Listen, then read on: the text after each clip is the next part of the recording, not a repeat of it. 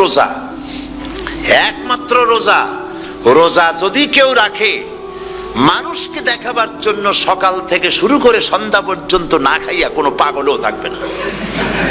বলেন আপনারা ঠিক কিনা? সে তো মানুষকে দেখাবার জন্য দাঁত দাঁত পরিষ্কার করে নিল, আর দুপুরে ভাত খাই নিল, বউতেও টের পাইল না। পারবে কিনা? পারবে। টয়লেটে গিয়ে খাই নিল ভালো করে, কোন একটা আড়াল জায়গা নিয়ে খেয়ে গেল, বাচ্চাও দেখলো না, বউতেও দেখলো না, খেয়ে নিল।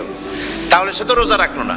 আল্লাহ পাক বলছেন আস-সাওমু লি, রোজা হচ্ছে আমার জন্য। যে রোজা রাখে আমার জন্যই রাখে, মানুষকে দেখাবার জন্য সারাদিন না খাইয়ে থাকার কোনো প্রশ্নই ওঠে না। সুবহানাল্লাহ।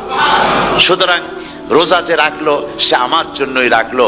ওয়া আনা আজজি বিহি, রোজার পুরস্কার আমি আমার হাত দিয়ে দেব। সুবহানাল্লাহ, আমার হাত দিয়ে দেব।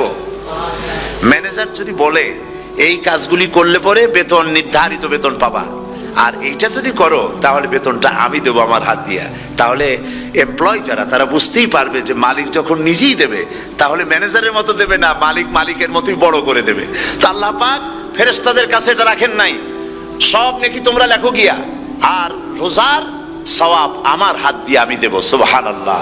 এরপরে আল্লাহ পাক বলছেন, অন্য রিওয়ায়েতে এসেছে রোজা আমার জন্য, আর রোজাদারের পুরস্কার আর কিচ্ছু না, রোজাদারের পুরস্কার আমি আল্লাহ নিজেই পুরস্কার হয়ে যাব। সুবহানাল্লাহ।